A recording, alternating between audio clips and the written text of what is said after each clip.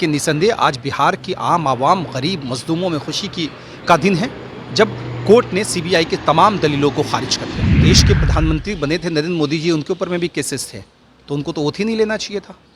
देश के गृह मंत्री अमित शाह जी के ऊपर में भी केसेस थे, उनको भी ओथ नहीं लेना चाहिए था। ये इस तरह की बयानबाजी से हमें लगता है भारतीय जनता पार्टी के नेताओं को बचना चाहिए। देखिए, ऐसा डेमोक्रेसी में हमेशा नेता का ही दबाव चलता है और किसी का दबाव कायदे से देखा जाए तो नहीं चलता है। माननीय चीफ जस्टिस जी के नाम पर कॉल किया गया था तो न्यायपालिका का आदर सबको करना चाहिए।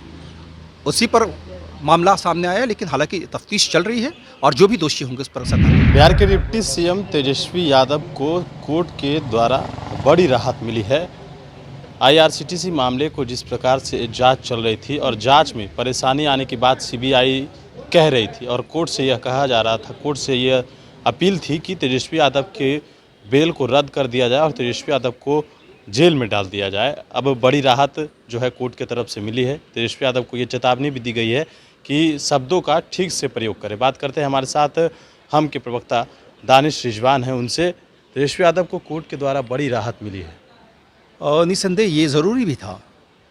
हमने अगर कोई टिप्पणी करी है तो उन्होंने खेद प्रकट कर दिया और न्यायालय के समक्ष मामला है, न्यायालय ने ही ज़मानत दिया था।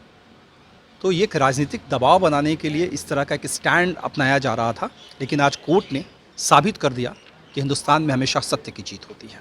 साथ ही साथ चेतावनी भी दी गई है कि जो शब्द हैं उनका ठीक से प्रयोग किया जाए। कोर्ट की बातों को गंभीरता से हम लोग लेते भी हैं और उसके ऊपर में कार्रवाई भी करते हैं। कोर्ट ने निर्देश दिया है, उसका पालन किया जाएगा। लेकिन निसंदेह आज बिहार की आम आवाम, गरीब मजलूमों में खुशी का दिन है जब कोर्ट ने सीबीआई के तमाम दलीलों को खारिज कर दिया। भारतीय जनता पार्टी कह रही है कि तेजस्वी यादव को जो है इस्तीफा दे देना चाहिए। अगर कोर्ट के केस के ऊपर में नेता प्रतिपक्ष को इस्तीफा दे देना चाहिए तो जब देश के प्रधानमंत्री बने थे नरेंद्र मोदी जी, उनके ऊपर में भी केसेस थे तो उनको तो ओथ ही नहीं लेना चाहिए था। देश के गृह मंत्री अमित शाह जी के ऊपर में भी केसेस थे, उनको भी ओथ नहीं लेना चाहिए था। ये इस तरह की बयानबाजी से हमें लगता है भारतीय जनता पार्टी के नेताओं को बचना चाहिए।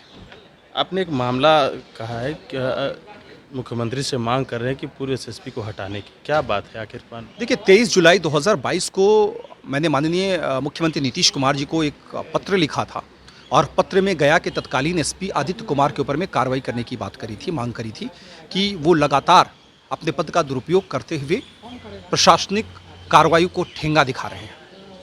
तो अब वो चूँकि जब इन्वेस्टिगेशन हुई है तो चीज़ें साफ़ हुई हैं, तो हमें लगता है कि उस वक्त ही अगर उस पर एक्शन लिया जाता तो फर्जी तौर पे चीफ जस्टिस के फ़ोन कॉल्स का हवाला देकर बिहार की भद नहीं पिटती।